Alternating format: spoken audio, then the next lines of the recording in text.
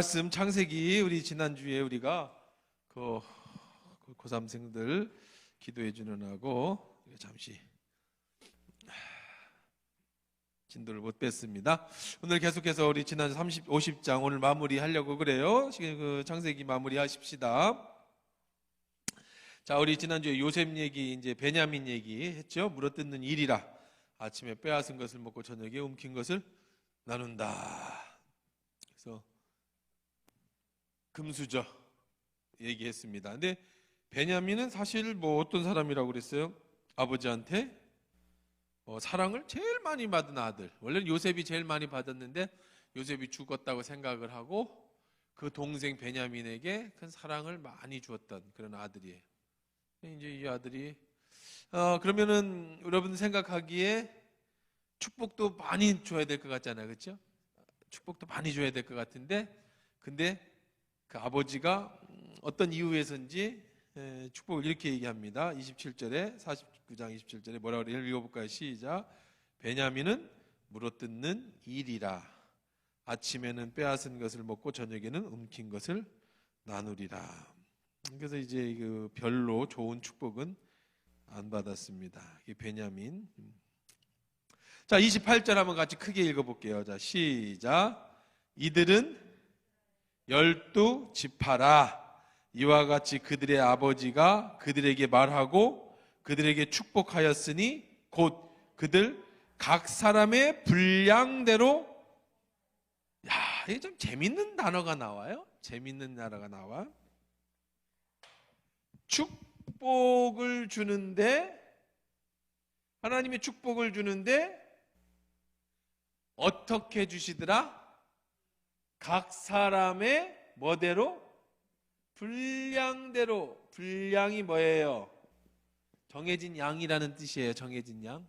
오늘 이번 시험 범위는 1과에서부터 7과까지니까 그 안에서 시험 공부해와 분량을 나눠주는 거야. 너 조기소 조까지 오늘 분량이니까 요만큼 해. 이런데 분량, 각 분량. 근데 축복은 하나님이 주시는 축복은 한이 없어요. 근데 그 축복이 받는 사람의 뭐에 만큼 주더라? 분량만큼 주더라. 이게 재밌는 거예요. 그러니까 하나님 왜 축복 안 주세요라고 그러지 말고 축복받을 뭐를 만들어야 돼? 분량을 키워야 되죠. 맨날 우리 부흥 강사들 그런 얘기 많이 하잖아요. 비 와서 비가 많이 온단 말이에요. 비가 많이 오는데 그 하늘에서 쏟아지는 비를 얼마만큼 모을 수 있느냐. 비는 계속 와요. 근데 오는 비가 5분 동안 비가 와도 수영장만큼만 그릇이 있으면 거기에 채워져서 하나로 모으면 엄청난 분량이 되겠지만, 열흘 동안 비가 와도 여러분 그냥 냄비 하나 갖다 내다 놓는다든지, 아니면은 바스켓 하나 갖다 놓는다든지, 아니면 이렇게 뭐예요 이거 뭐죠? 이렇게 물 뜨는 거 뭐야? 바가지 하나 내다 놓으면 열흘 비가 와도 바가지만큼만 차는 거야. 그 이상은 다 뭐 해죠? 그냥 넘어가 버려요. 그러니까 다시 말하면 하나님의 축복엔 한이 없는데, 지금 12지파에게 축복을 주시는데 어떻게 주시더라? 각 사람의 분량대로 주시더라. 그러니까 5분의 비가 와도 분량이 넓은 사람은 많은 물을 모으지만, 열흘이 비가 와도 분량이 작은 사람은 그것밖에 못 얻는 거예요. 그래서 그 얘기했잖아요. 아브라함 링컨이 어려서 엄마 손을 잡고, 링컨인가 누군가 또 하여간 그런 어떤 위인이었는데 링컨으로 제가 기억하고 있습니다만, 어린이 엄마 손을 잡고 이제 시장을 갔는데 그게 너무 예쁘니까, 그러니까 뻗지, 그러니까 우리나라 말은 체리를 파는 아줌마가 얘야 한 주먹 쥐고 가 그랬더니 아니에요 괜찮아요. 쥐고 가 싫어요. 쥐고 가라니까. 싫어요. 그랬더니 이리 와 하면서 퍼줘서 고맙습니다 하고 받아갔다는 거예요. 그래서 엄마가 야 그냥 어른이 주시면 바로 고맙습니다 하지 왜 이렇게 싫다고 그랬어 했더니 그 아줌마 손이 나보다 크잖아. 내가 한 주먹 줘봐야 애기 손이 몇 개 못 집는데 아줌마가 한 주먹 주면 여기다가 받아올 수 있는 거니까 내가 가진 주먹이 요거밖에 안 되면 요만큼밖에 못 얻는 거고 내 주먹이 이만큼 하면 이만큼을 받는 거고 내게 바가지가 있으면 바가지로 퍼갈 수 있는 거고 양동이가 있으면 양동이로 퍼갈 수 있는 것처럼 각 사람의 뭐대로 분량대로 이런 예화는 정말 많아요. 어떤 아주머니가 시장을 갔는데 남들은 좋은 생선만 다 골라가고 하는데 이 사람은 맨날 조그마한 생선만 골라간다는 거예요. 그러니까 생선 가게 아주머니가 고마워. 맨날 이렇게 큰 거는 다 딴 사람이 골라가는데 짜투리 작은 것만 맨날 사가니까. 그래서 하도 신기해서 물어봤대요. 아줌마는 왜 남들은 큰 고기, 좋은 고기만 골라가시는데 아줌마는 이렇게 조그만 고기만 골라가세요? 그랬더니 우리 집 후라이팬이 요거밖에 안 들어가요. 그런대잖아요.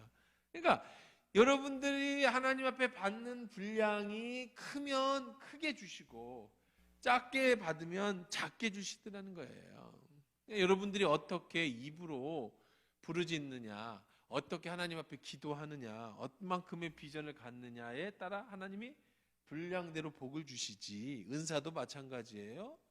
뭐 애기한테 애기가 1,000원짜리, 100원짜리, 10,000원짜리도 구별 못하는 애기한테 50,000원짜리도 구별 못하는 애기 50,000원 줘봐야 애기가 몰라요. 1,000원짜리 줘도 모르고. 그런 것처럼 하나님이 많이 주어도 내가 그걸 분별할 줄 모르면 소용이 없는 거라고요. 자, 그래서 축복이라는 것은 어떤 것에 따라서 하나님이 주시는 내게 가진 분량대로 축복을 준다. 자, 그가 그들에게 명하여 이르기를 내가 조상들에게로 돌아가리니 날 햇사람 헤브론의 밭에 있는 굴에 우리 선조와 함께 장사하라. 자, 이 굴은 어떤 굴이냐면 가나안 땅 마므레 앞 막벨라 밭에 있는 것이라. 막벨라 굴. 이건 아브라함이 햇사람 에불론에게 밭과 함께 사서 그의 매장지를 삼았던 곳이다. 자, 아브라함은 땅이 없었어요. 그렇죠? 자기 땅이 없어요. 가나안이라는 동네에 정착하고 살았지만 거기는 헷 족속, 히브리 족속, 여부수 족속, 뭐 7족속, 가나안 족속, 7족속들이 다 살던 땅이지. 아브라함은 자기네 땅은 어디에 있어요? 저 갈대아 우르에 사는 사람이었다고요. 근데 이제 문제는 땅 없어도 뭐 괜찮아. 목축업을 하고 있었으니까 그냥 뭐 이렇게 나 그 양치고 하는 건 별 문제가 안 되는데 무덤이 문제잖아. 무덤이. 땅이 있어야 묻힐 거 아니에요. 남의 땅에 묻어놔봐야 그 나중에 어떻게 할 거예요. 그래서 이 막벨라라는 사람의 그 앞 마당을 샀어요.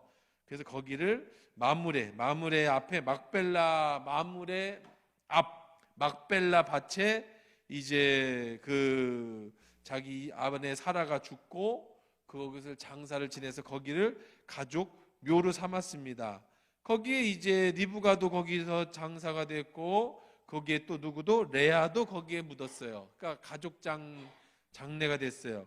그러니까 자 야곱이 이 밭을 거기에 있는 굴을 햇사람에게 산 것이라 야곱이 아들에게 명하기를 마치고 그 밭을 침상에 모으고 숨을 거두니 그 백성에게 돌아갔더라.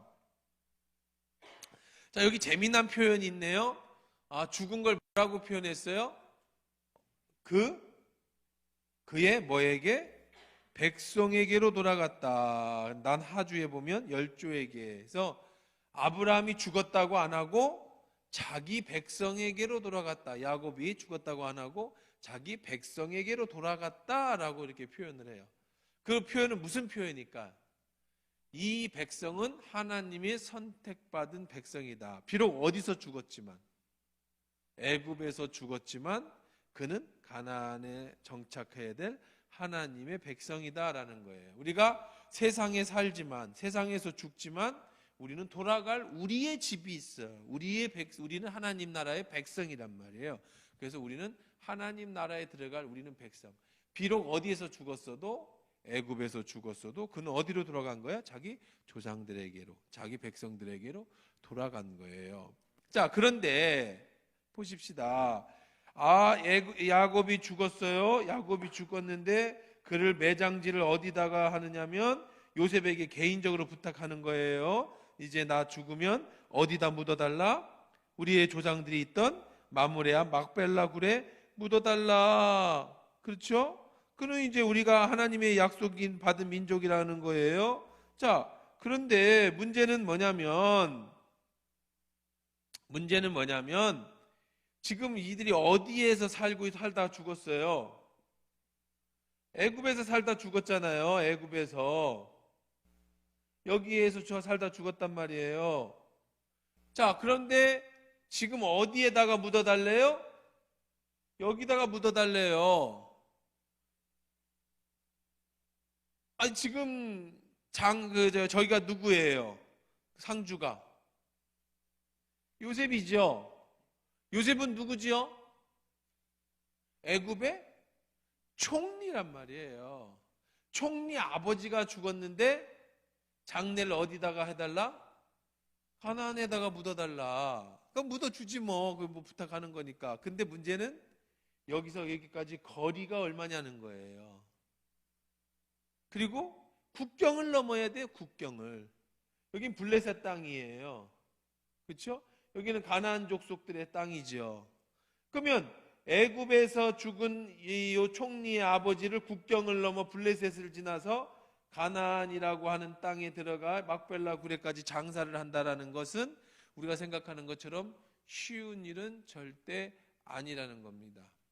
그리고 지금 야곱이 죽어서 자기 조상에게로 돌아갔다라는 이야기 속에는 이제는 어떤 시대가 도래한 거냐면, 어떤 시대가, 야곱이 죽으면서부터 뭐가 끝나고 무슨 시대가 도래했을까요?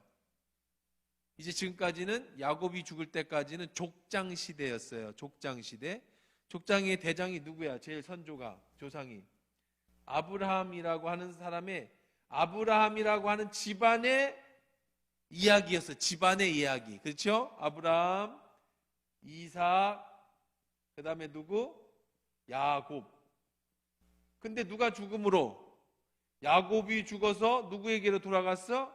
조상들에게 돌아갔다고요. 그래서 그냥 죽지 않고 누구와 구별을 했죠? 애굽과 구별을 했죠. 그러면서 무슨 시대가 도래하느냐? 이 야곱이 죽으면서부터 여기까지는 족장 시대라고 얘기합니다. 족장. 그러니까 추장이란 말이에요. 추장, 쉽게 얘기해서 추장 아브라함, 족장 이삭, 족장 야곱이었는데 이제 야곱이 죽고 요셉 시대가 이제 도래합니다마는 요셉의 두 아들이 생기고 그 다음에 므낫세, 그 다음에 르우벤부터 시작한 몇 지파가 12지파의 시작이 야곱의 축복과 함께 무슨 시대가 시작되냐면 나라가 세워지는 거예요. 이제 나라가 드디어. 지금까지는 나라가 아니라 뭐였어요? 한 집안의 얘기였어요. 그런데 어떤 게 시작돼? 이제 야곱이 죽으면서 하나님의 나라 이스라엘, 이 나라 이름이 뭐예요? 이스라엘. 이스라엘은 누구의 이름이에요? 야곱의 이름이죠.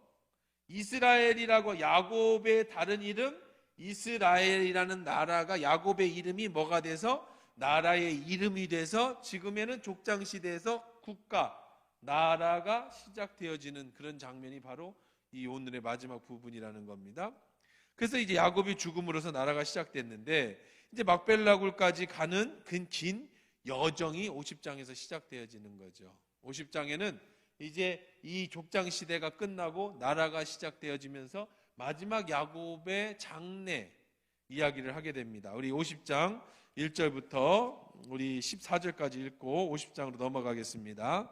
시작. 요셉이 그 아들 아버지 얼굴을 굽부려 울며 입맞추고 그 수 정도는 의원에게 명하여 아버지의 몸에 향유를 처리하게 하며 의원이 이스라엘에 그대로 하되 40일이 걸렸으니 향으로 처리하는데 이 날수가 걸림이며 애굽 사람은 7일 동안 그를 위하여 곡하였더라. 곡하는 기한이 지남에 요셉이 바로의 궁에 말하여 이르되 내가 오늘 너희에게 은혜를 입었으면 원하건대 바로의 귀에 아뢰기를 우리 아버지가 나로 맹세하여 이르되 내가 죽거든 가나안 땅에 내가 파놓은 묘실에 나를 장사하라 하였나니 나로 올라가서 아버지를 장사하게 하소서. 내가 다시 오리다 하라 하였더니 바로가 이르되 그가 내게 시킨 대로 맹세대로 올라가서 내 아버지를 장사하라. 요셉이 자기 아버지를 장사하러 올라가니 바로의 모든 신하와 바로의 궁의 원로들과 애굽 땅의 모든 원로와 요셉의 온 집과 그의 형제들과 그의 아버지의 집이 그와 함께 올라가고 그들의 어린 아이들이 양떼와 소떼만 고센에 남겼으며 병거와 기병이 요셉을 따라 올라가니 그때가 심히 컸더라. 그들이 요단강 건너편 이닷 타작마당에 이르러서 거기서 크게 울고 애통하며 요셉의 아버지를 위하여 7일 동안 애곡하였더니 그 땅 거민 가나안 백성이 이닷 마당에 애통을 보고 이르되 이는 애굽 사람의 큰 애통이라 하였으므로 그 땅 이름을 아벨 미스라임이라 하였으니 곧 요단강 건너편이었더라. 야곱의 아들들이 아버지가 그들에게 명령한 대로 그를 위하여 따라 행하여 그를 가나안 땅으로 메어다가 마므레아 막벨라 밭에 굴에 장사하였으니 이는 아브라함이 해쪽 속 에브론에서 밭과 함께 매장지를 삼은 곳이라. 요셉이 아버지를 장사한 후에 자기 형제와 호상꾼과 함께 애굽으로 돌아왔더라. 자, 들어가 봅시다. 요셉이 아버지가 죽으니까 울고 입 맞추고 그냥 애곡했어요. 장례입니다. 그 수종도는 의원들에게 명하여 아버지의 몸에 향유를 처리하라 하며 의원 이스라엘에게 그대로 하되 며칠이 걸렸다? 40일 동안 장례를 준비해요. 몸에 향유를 바르는 40일. 그리고 며칠 동안 장례식을 치르죠? 70일? 예, 70일. 70일을 애곡하는 장례를 치러요. 와. 뭐 합쳤겠죠, 뭐. 그렇죠? 40일의 준비 기간 해서 총 한 며칠? 70일. 장례 70일.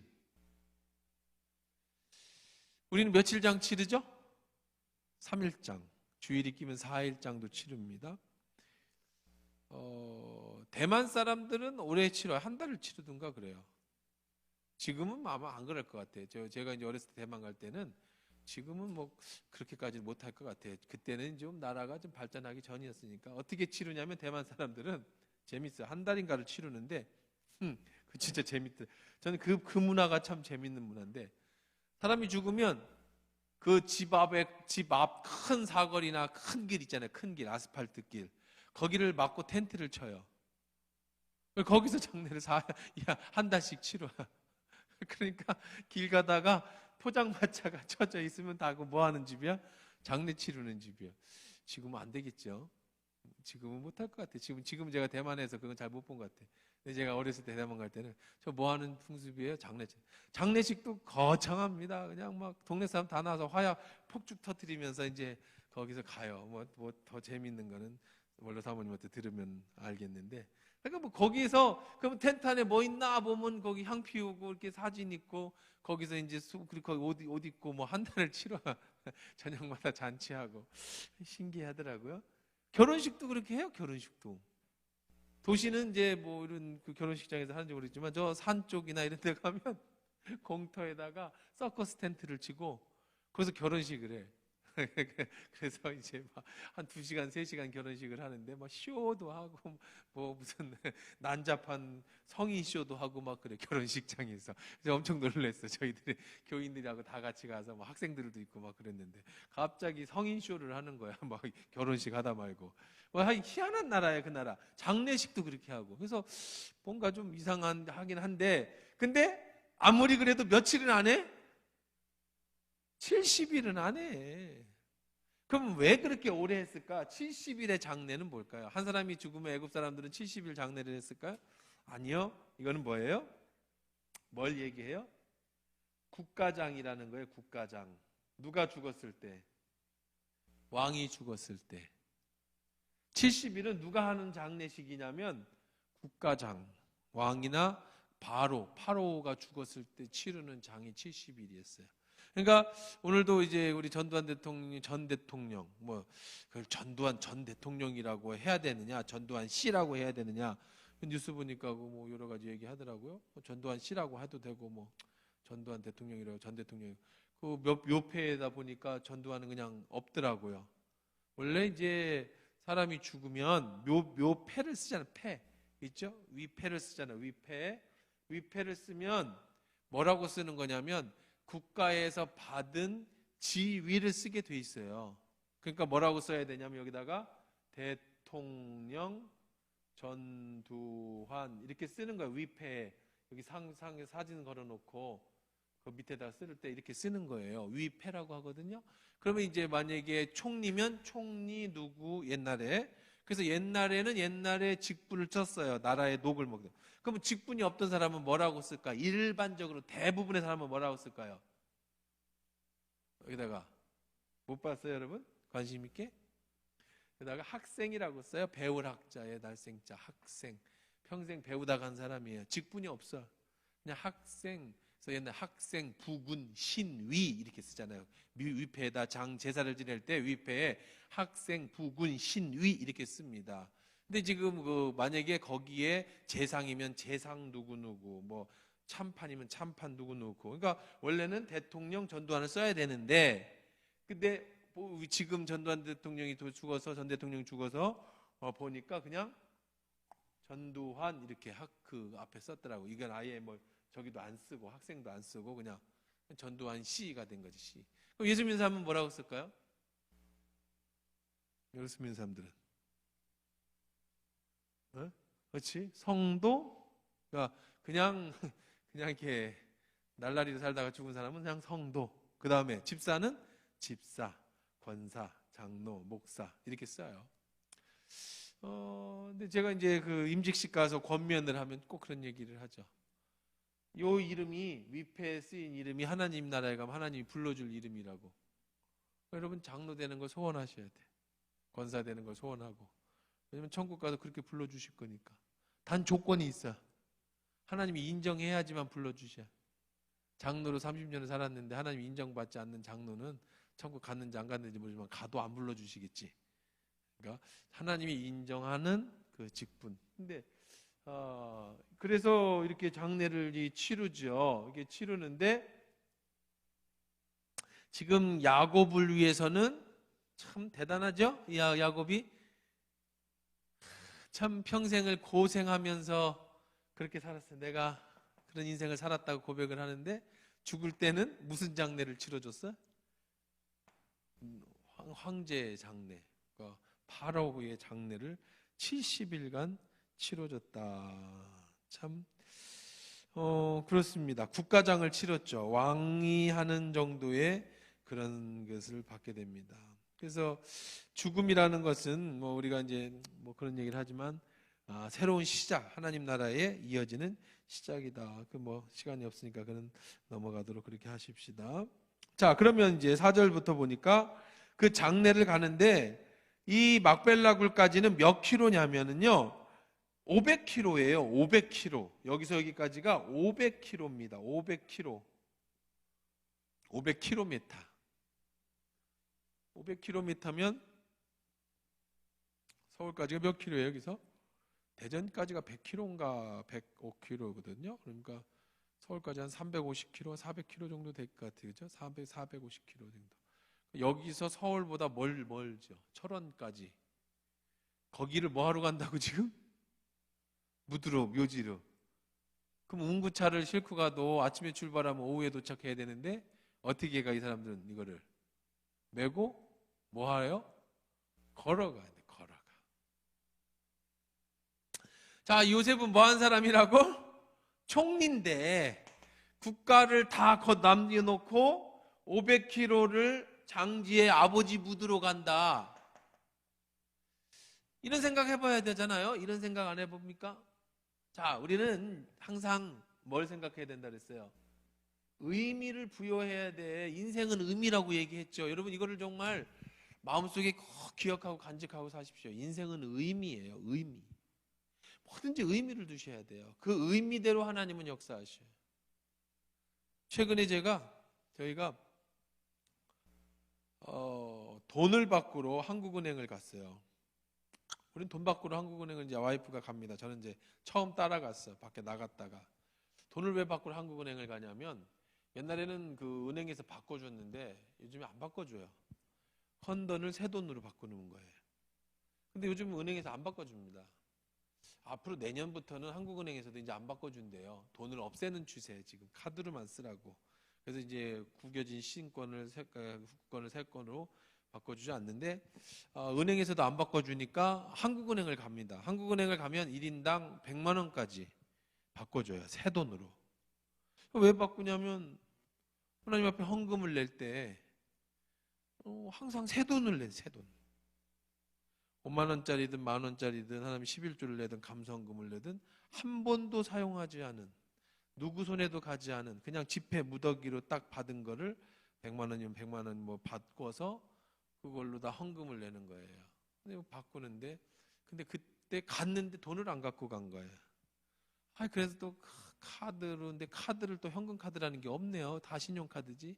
그래서 또 우체국에 가면은 카드로 돈 뺄 수 있다 그래서 우체국까지 갔는데 또 하도 그 카드를 안 써가지고 또 뭐 몇 시간 후에 찾을 수 있다고 하고, 아이고 이게 복잡한 일이 생겨가지고. 근데 보세요. 뭘 그래, 무슨 하나님한테 헌금 더 내는 것도 아니고 똑같은 돈을 내는데 뭘 새 돈을 내. 그냥 지갑에서 꺼내서 내면 되고 은행에서 바꿔서 제일 빳빳한 거 준비해서 내면 되지. 뭐라 그랬어요 여기가? 의미가 인생이에요. 의미가 인생. 이번에 제가 그 목회자 수련회를 가서 부산을 이제 오늘 부산에서 왔어요. 어제 갔다가 이제 그 월요일 날 갔다가 사실 어제 오려고 그랬는데 부산에 너무 늦게 도착하고 여러 가지 있어가지고 이제 저희들 탄 차가, 그래서 이제 하루 더 묵고 아침 일찍 제가 일찍 올라왔는데, 부산의 양정교회라고 하는 제 동기가 그 후배예요, 후배. 그러니까 같은 신학교를 다녔는데 나이가 저보다 한 살 어려서 형님하고 잘 따르던 동생인데, 그 친구가 아주 대형 교회 담임 목사로 갔어요. 10년 전에. 그리고 그냥 우리나라에서 아주 이름 있는 큰 교회입니다. 그래서 이번에 건축을 했어. 건축을. 아주 그 도시 부산 제일 가운데에 멋지게 90그 건물만 90몇 억짜리를 이렇게 건축을 해서 지난 주일날 입당 예배를 드렸는데, 제가 이제 뭐 전주라 못 갔고, 그래서 이번에 가는 김에 우리 시찰에서 가면서 거기에 이제 위로하고 그렇게 갔어요. 어제 저녁에 가서 봤는데 이제 뭐 소개를 합니다. 여기는 대강당, 여기는 대예배실, 소예배실, 이 코로나 시국에 이렇게 건축을 했으니까 얼마나 좀 힘들었겠어요. 근데 참 제가 가슴이 뭉클한 게 하나 있었는데, 새 건물입니다. 있던 그 건물을 부수고 거기다가 이제 건물을 졌어요. 가장 좋은 노른자 땅입니다. 저 부산에서도. 여기면 땅만 팔아도 변두리 나가면 어마어마하게 그냥 무료로 줘줄 수 있다. 그 정도로 좋은 땅인데 거기에 이제 좋은 90몇 억, 100억 가까이 들여서 예배당을 신주를 했는데, 제가 참 거기서 느낀 거 뭐냐면, 이게 예배당을 돌아가면 개인 기도실이 있어요. 개인 기도실. 개인 기도실 이렇게 만들었더라고요. 근데 그게 좀 실수한 건 좀 있더라고. 내가 볼 때 그 개인 기도실에는 꼭 문을 뚫어놔야 돼. 작은 유리창으로. 그래서 이렇게 누가 기도하는지를 봐야 되는데, 그런 거는 좀 문제가 있긴 하더라고요. 근데 그건 생략을 하고, 그 다음에 중보 기도실이 있어요. 개인 기도실 옆에 함께 중보 기도하는 기도실이 있어요. 근데 거기에 중보 기도실 벽에 옛날 건물 부순 그 빨간 벽돌을 한쪽 면을 이렇게 발라놨어요. 그래서 소개를 하는데 담임 목사가 뭐라고 소개를 하냐면, 우리의 선조들이 세운 교회, 그 교회에 그 수고와 헌신이 끝난 게 아니다. 새 교회를 졌어도 여전히 기도의 그 우리들의 핏줄은 이어가고 있다. 그 기도의 우리의 줄기는 이어가겠다는 의미로 이쪽 벽에 전에 교회에 부순 벽돌로 한쪽을 장식을 했더라고. 감동이었어요. 교회 옛날 건물은 부숴버리고 새 건물을 좋아하는 이 시대지만, 우리의 전통을 이 예배당에서는, 기도실에서는 이어가겠다라고 하는, 그 전에도 누군가가 그 전에는 헌신하면서 예배당을 지었을 거 아니에요. 5, 60년, 7, 80년 전이라도 그분들의 희생이 있었기에 오늘 우리가 새 성전을 건축한 것이라고 하는 의미를 담아서 벽돌을 했어요. 이건 생각하지 않으면 못하는 거예요. 그렇죠? 철거 회사가 와서 싹 쓸어갖고 가버리는데, 그 안에서 떨어진 옛날의 벽돌 한 조각도 다시 기도실의 벽면을 장식하며 그 기도의 선조들부터 이어오던 끈을 이어간다. 이게 다 뭐라고요? 의미예요. 의미 없으면 그거 괜찮아. 그게 무슨 의미가 있어? 그게 그냥 뭐 벽 발라버리면 되지 라는데 거기다 의미를 두니까 그 의미에 생명이 불어나는 거예요. 꽃이라는 시 있잖아요. 꽃. 그가 내 이름을 불러주기 전에 나는 이름 없는 잡초에 불과해. 그가 내 이름을 불러줄 때 난 그에게 가서 무엇이 됐다? 꽃이 되었다.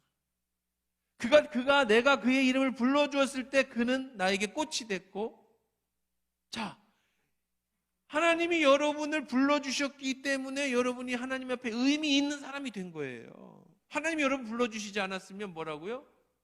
의미가 없는 사람이 되는 거예요. 지금 오늘도 제가 극동방송에서 그 히브리 문화를 얘기하는데 다음 주 히브리 문화를 오늘 준비를 하면서 겨자씨에 대한 것들을 봐요. 겨자씨. 마태복음 33장에 보면 그 겨자씨, 마태복음 13장인가 33절인가요? 겨자씨에 대한 얘기가 나오는데 겨자씨가 천국은 마치 농부가 겨자 하나를 자기 밭에 심은 것과 같으니 그 겨자가 자라매 나물과 같이 되고 후에는 나무가 되어 새가 집을 깃든다. 이 말씀이 있거든요. 이게 히브리 문화로 생각할 때, 여러분들이 생각할 때는요, 이제 다음 주에 제가 그런 얘기를 하겠지만, 여러분이 겨자씨 얘기 들어봤죠? 겨자씨 하나리, 믿음이 겨자씨 하나 있으면 이 산을 들어 저 산을 옮긴, 겨자씨가 자라서 나무가 되고 나무가 깃들어서 새가 깃든다. 많이 들어봤죠? 여러분 무슨 생각을 해요? 히브리 문화를 모르면 무슨 생각을 하냐면, 겨자 나무라는 게 있는가 보다. 그 겨자 나무는 씨가 조그만 건가 보다. 근데 그 겨자가 씨가 조그만한 씨 같은 믿음이라도 그게 심기어지면 나무가 되고 그 나무가 새가 깃드는가 보다 라고 생각하는 건 우리 문화예요. 히브리인들이 말하는 문화는 전혀 다르게 들어요. 예수님의 말씀은. 겨자가 뭐예요? 겨자? 여러분 겨자가 뭐예요? 여러분 겨자. 우리가 아는 겨자 똑같은 겨자예요. 겨자 뭐죠? 와사비. 좀 다르겠죠? 겨자는 머스타드. 서양 겨자는 머스타드. 뭘로 만드냐면 겨자 씨로 만듭니다. 이 겨자 씨는 풀입니다. 풀인데 겨자 풀이에요. 근데 우리는 풀이라고 하지만 이스라엘 사람들은 나무라고 해요. 풀과 나무가 다른 점이 뭐냐면 풀은 잎사귀가 이렇게 자라는 건 풀이고 나무는 줄기가 나오고 가지가 생기고 옆에 줄기가 나는 건 나무라고 그러는데 겨자는 줄기가 나고 가지가 서어요. 그러니까 이 사람들이 나무라고 해요. 부르기는. 근데 풀이에요. 나무가 아닙니다. 우리가 볼 때는 겨자라고 하는 풀이에요. 이 겨자는 2m에서 많으면 3m까지 큽니다. 갈대 같다고 생각하면 돼. 갈대 같은 풀이에요. 거기에 이제 씨가 맺히는데 아주 작은 씨가 맺히죠. 그 씨를 채취해서 머스타드 소스를 만드는 거예요. 겨자, 그 겨자 색깔을 넣어서 노랗게 물을 들여서 겨자 만들잖아요. 겨자, 와사비 말고 겨자. 여러분 중국 음식 먹을 때 뭐죠? 뭐에다가 뿌려 먹잖아요. 난 양장피에다 뿌려 먹는 겨자. 이거를 조금 애들 걸로 해서 감미료를 하면 머스타드 소스잖아요. 자, 이 겨자인데 이 겨자는 예수님 시대에 어디서 나오냐면 그 팔레스타인 중동 지역에서 나는 풀이에요. 우리나라에서는 잘 안 나요. 그쪽 기후에서 나는 풀인데 이 겨자는 얼마나 생존력이 강하냐면 농사를 거의 짓는 법이 없습니다. 그냥 씨만 뿌리면 야산이고 들이고 막 자라. 그냥 막 퍼져나가서 자라. 씨는 그 겨자 머스타드 우리처럼 소스를 많이 만들어 먹던 시절이 아니잖아요. 옛날에. 그러니까 양념으로 조금 필요한 거고 잡초 같은 거예요. 그렇다고 잡초처럼 쓸모없는 풀은 아닌데 그렇다고 기르지는 않아. 왜? 그냥 지천에 널린 게 겨자예요. 자, 그런데 말이 이상하잖아요. 예수님이 겨자 하나를 어떤 농부가 겨자 하나를 자기 밭에다 심었다는 거예요. 이상하죠? 겨자를 왜 밭에다 심어? 그냥 지천에 널린 게 겨자인데. 그리고 한 알을 심었다는 거예요. 많이 심은 것도 아니고. 그런데 이게 자라서 나물과 같이 되고, 근데 이 나물이 이제 우리나라 말로 말해서 나물이라고 번역을 했지만 풀이라는 뜻입니다. 그래서 이스라엘 사람들도 이게 풀이냐 나무냐 자기들끼리도 막 그냥 서왕설래 하는 거예요. 그래서 그게 풀과 같았는데 이게 뭐가 되더라? 나무가 되더라. 물론 갈대밭에 막 모여 있으면 새들이 거기서 둥지를 틉니다. 근데 그 말이 안 맞는 게 한 알이니까 새가 거기엔 둥지를 틀 수 있어요, 없어요? 못 틀죠. 갈대같이 흔들리는 겨자나무에. 자, 이상한 첫 번째는 왜 농부가 쓸데없이 들에서 마음대로 피는 그 겨자를 자기 밭에다 심었느냐가 이상한 거고, 두 번째는 왜 한 알만 더 심었느냐는 것도 이상한 거고, 세 번째는 그게 나물처럼 풀처럼 자랐다는 거야. 뭐 그럴 수 있다지만 그게 어떻게 나무가 됐느냐는 것도 이상한 거고, 거기에 새가 깃든다? 이건 말이 안 되는 거예요. 근데 예수님이 그렇게 말씀하셨다요. 우리들이 생각할 때 히브리 문화를 모를 때에는 겨자나무가 있나 보다. 겨자씨 하나를 심으면 나무가 됐으니까 우리가 믿음이 적어도 열심히 기도하면 저렇게 큰 일을 이루겠구나 라고 하는 정도로 우리가 이해를 하는데, 히브리인들에게 예수님이 말씀하실 때 히브리인들은 뭐라고 생각하냐면, 예수님 무슨 이상한 소리를 하십니까? 왜 겨자를 심어요? 그리고 겨자가 어떻게 나무가 됩니까? 말이 안 됩니다 라고 하는 게 히브리인들의 생각이에요. 예수님은 말이 안 되는 얘기를 하신 거예요. 그런데 전제 조건이 있죠. 뭐는? 하나님의 나라는 이렇다는 거예요. 다시 말하면 우리 같은 이방민들, 여러분이나 저 같은 겨자와 같이 정말 볼품없는, 그냥 흔하디 흔한, 아무짝에도 크게 쓸모없는 그런 겨자, 지천에 널린 저 흔한 거를 하나님이 의미를 부여해서 그 하나를 떼서 농부이신 하나님이 자기 밭에 심었더니 그 겨자가 무엇이 되더라? 나무가 되는 축복이 되더라. 하나님 나라는 그렇게 연약한 자를 들어서 나무같이 키워 새가 깃드는 큰 사람으로 만드는 것이 하나님의 나라고, 예수님은 그런 분이시다라는 거예요.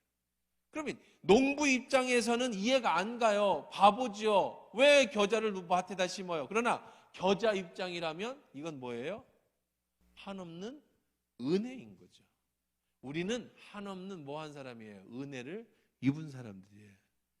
들에 있는 수많은 겨자 같은 여러분들을 하나님이 하나를 띄어서 밭에다 심은 선택받은 축복받은 사람이라는 거예요.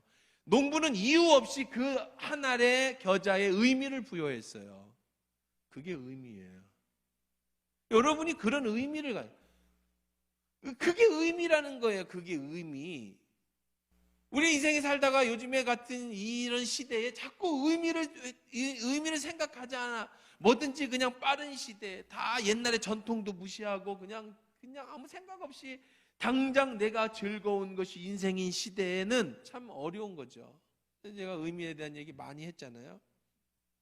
자, 왜 500km까지 가서 장사 지내야 되느냐?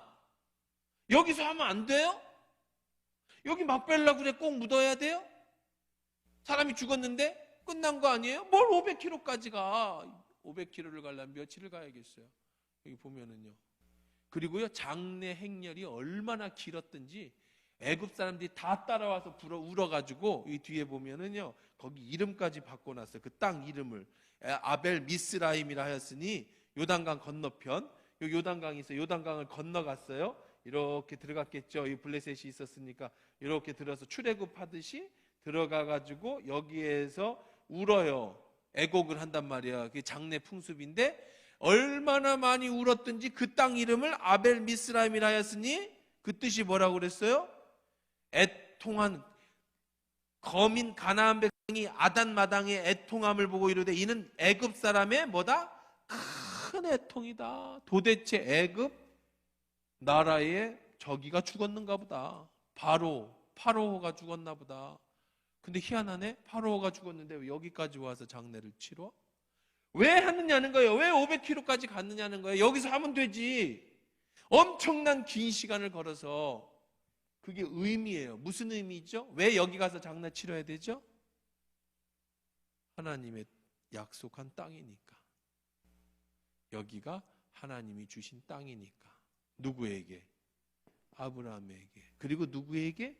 이스라엘 백성에게 주신 땅이니까 너 야곱이 죽어서 애굽에 묻히면 안 돼. 너는 이 나라 백성, 하나님의 약속된 백성이니까. 그 의미 때문에 이 긴 시간을 엄청난 수고를 하는 거예요. 사람은 의미 때문에 죽는 거예요. 자기 목숨도 의미 때문에 내놓을 수 있는 거예요. 의미가 없으면 공산당이 좋아 너 죽을래 살래 그럴 때 내가 여기서 예수님을 부인하면 하나님도 나를 천국에서 부인하실 거야 라는 의미를 부여하면 죽어요.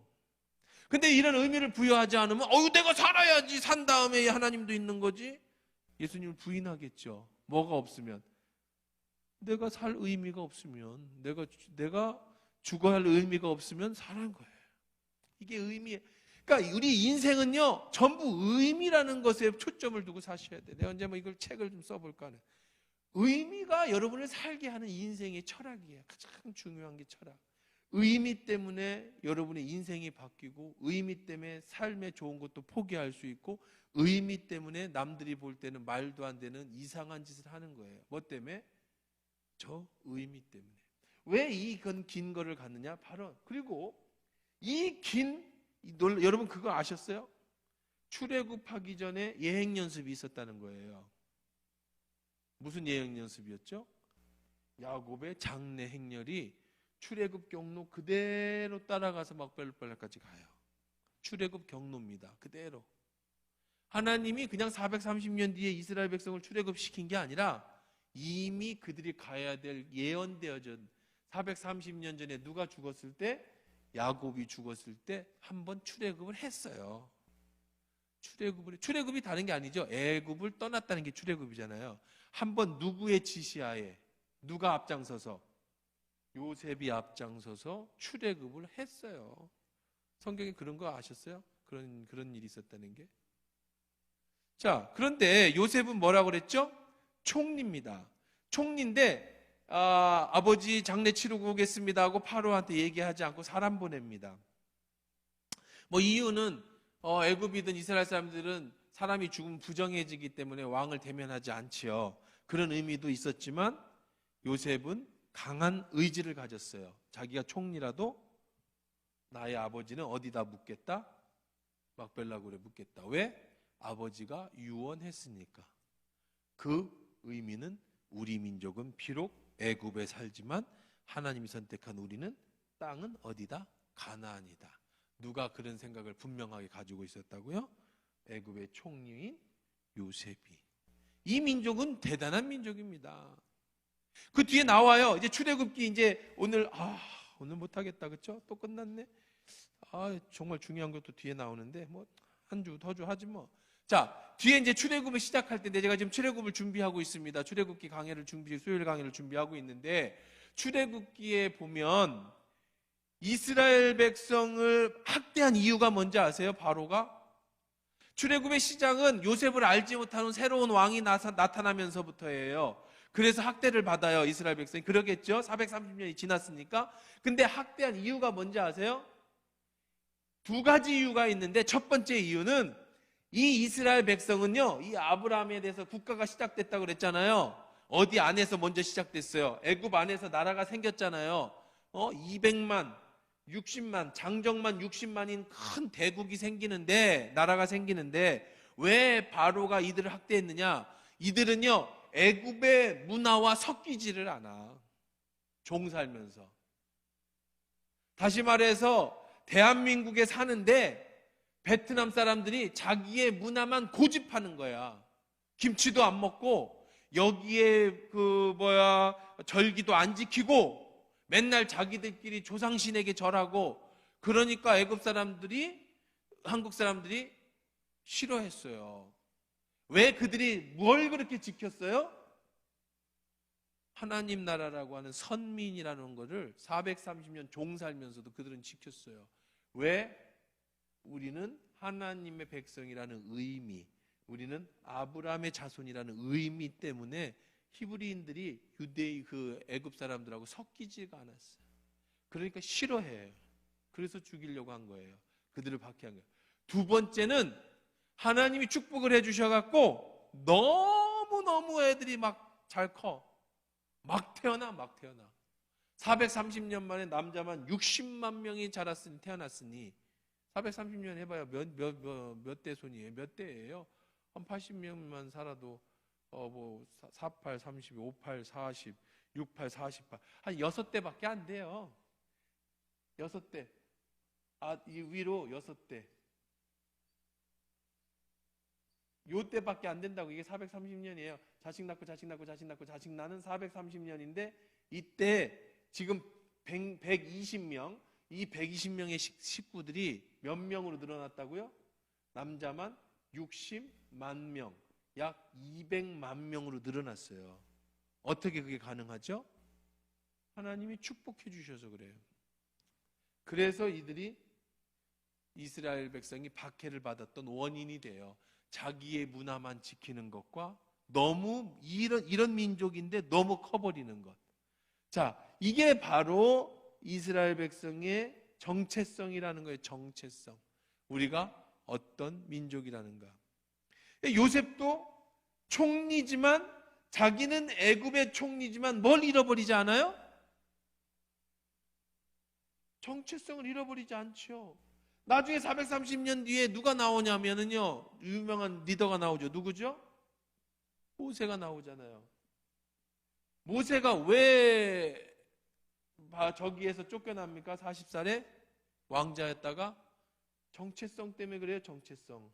히브리인들 싸우는 거 도와주다가 히브리인들끼리 싸우냐 이래서 히브리인과 애굽인이 싸우는데 애굽인을 때려 죽였어요. 자기의 뭘 때문에? 정체성 때문에. 내가 히브리인이라는 이유 때문에. 그게 의미라는 거예요. 그게 의미. 그게 정체성. 내가 기독교인이라는 정체성. 내가 하나님의 자녀라는 정체성. 그래서 바로에게 가서 얘기합니다. 나가 갔다니까 바로가 뭐라고 그래요? 6절에 내가 지킨 대로 맹세대로 올라가서 아버지를 장사하라. 장세를 합니다. 그래서 그 아이들과 양떼, 소떼는 고센에 남겨뒀어요. 아기는 못 데리고 가니까. 그래서 병거와 비병이 요셉을 따라 올라갔어요. 그때가 심히 컸다. 그래서 거기서 울고 아버지를 위하여 7일 동안 또 애곡하고 거기에서 또 장례를 치르고 막벨라 굴에다가 장례를 치른 다음에 호상꾼들과 형제들이 다 같이 어디로? 애굽으로 돌아왔다. 오늘 말씀 정리해 보십시다. 오늘 말씀의 핵심은 뭐예요? 오늘 말씀의 핵심, 첫째는 축복은 분량대로 받는다. 축복받을 그릇을 키워. 여러분 믿음을 키워야 돼. 하나님한테 축복 안 준다고 그러지 말고 여러분의 믿음을 키워. 믿음만큼 주시는 거예요. 두 번째, 신앙의 정체성을 가져야 된다. 바로 그 정체성은 의미에 있다. 의미를 부여하는 데 있다. 하나님이 나에게 의미를 부여줘서 겨자씨 같은 내가 오늘날 하나님의 나라로서 그리고 남으로서 성장한 것처럼, 내가 하나님의 신앙을 믿는 것은 내가 그리스도인이라는 정체성, 내가 하나님의 자녀라고 하는 그 정체성에 뭐를 두고 의미를 부여하고 그렇게 하나님의 말씀 안에서 살아갈 때에 하나님은 그와 그의 자손을 통해서 나라를 이루시고 하나님의 뜻을 이루어 주신다. 여러분 이 사실을 기억하시면서 이렇게 기도했으면 좋겠어요. 하나님, 평생 내가 하나님을 사랑하게 하시고 하나님께 내 삶의 의미를 다 드릴 수 있게 해주세요. 그리고 하나님, 정말 내 삶 속에서 하나님이 주시는 축복을 다 받아 누릴 수 있도록 내 믿음의 분량을 크게 키워주세요. 하나님 앞에 의미 있는 내가 되고 또 내 삶의 의미가 전부 하나님이 되기를 바랍니다. 이런 기도를 여러분 함께 같이 이 시간에 드렸으면 좋겠습니다. 같이 기도하시겠습니다.